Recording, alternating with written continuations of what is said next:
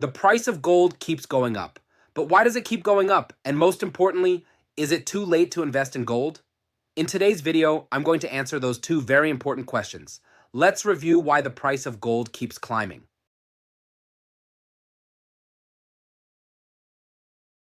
And the first aspect is going to be inflation. Gold is often called an inflation hedge, and that's for a reason. Now, let me ask you, what are central banks doing right now? What's the Federal Reserve doing? They are printing dollars. They are printing more and more fiat currencies. The Federal Reserve, to be specific, they're printing billions a month, and they're just getting started in this round of quantitative easing. But I want you to understand that there are other variables in play that's pushing up the price of gold. Interest rates are a very important factor, and I want to tell you why. When you have inflation, people look for a way to hold their purchasing power, and gold has done that job for thousands of years. All right? So you're going to get paid 3% or 4% on your cash, but inflation is running at 6%, 7%, 8%. That's a negative real interest rate. So that's not even factoring the taxes that you're going to pay on the interest income that you're going to make. So in today's setup, you're getting eaten alive by inflation. You're losing purchasing power, and you're getting punished for saving money in US dollars.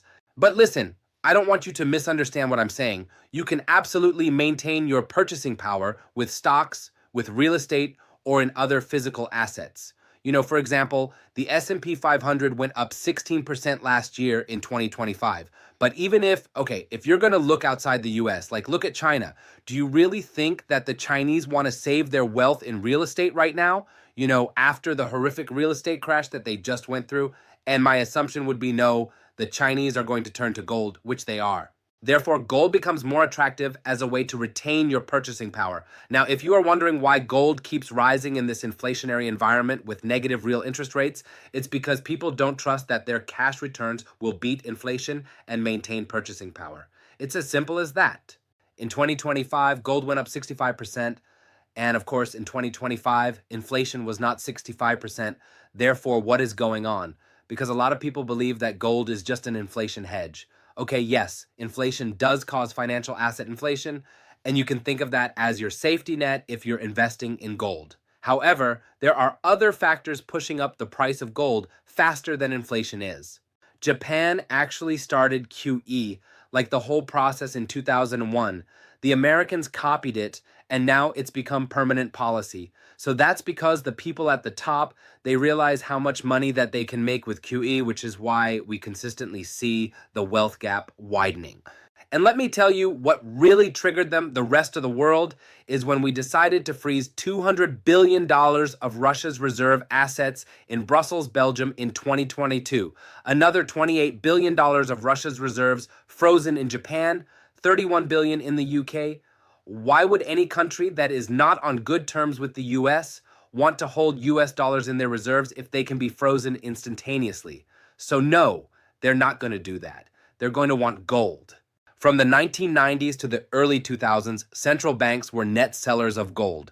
They didn't see the need to hold gold, but after the great financial crisis, post-2009, central banks have consistently become net buyers of gold every single year. With that being said, let's review the current environments. Will we print more money? Like, will the central banks, with the Federal Reserve, print more money?